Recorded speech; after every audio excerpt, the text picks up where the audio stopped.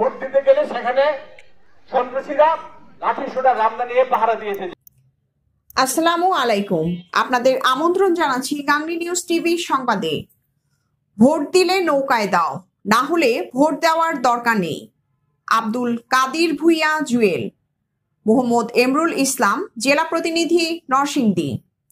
বিগত স্বৈরাচার সরকারের সমালোচনা করে বিএনপির কেন্দ্রীয় কমিটির স্বেচ্ছাসেবক বিষয়ক সহ সম্পাদক আব্দুল কাদির ভুইয়া বলেন, তারা ভোট কেন্দ্রে লাঠি সোটা রামদা নিয়ে পাহারা দিত।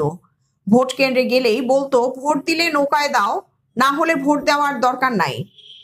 রবিবার 16 ফেব্রুয়ারি সন্ধ্যায় মনোহরদী উপজেলার কৃষ্ণপুর ইউনিয়ন বিএনপি ও অঙ্গ সংগঠনের উদ্যোগে বিএনপির ভারপ্রাপ্ত চেয়ারম্যান তারেক রহমান কর্তৃক ঘোষিত রাষ্ট্র কাঠামো মেরামতের 31 দফা সম্পর্কে জনসম্পৃক্ততা বৃদ্ধির লক্ষ্যে বীরগাঁও গ্রামে অনুষ্ঠিত পথসভায় প্রধান অতিথির বক্তব্যে তিনি এসব কথা বলেন।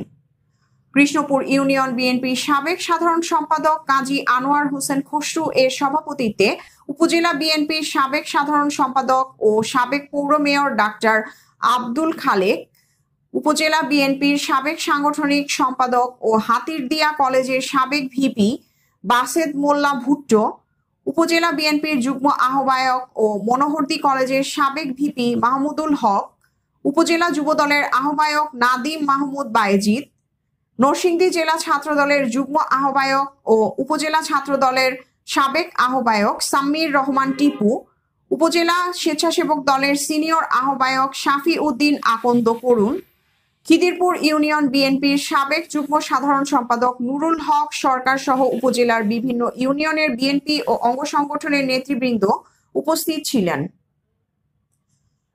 Priyanka Mallick, Gangni news TV, Meherpur.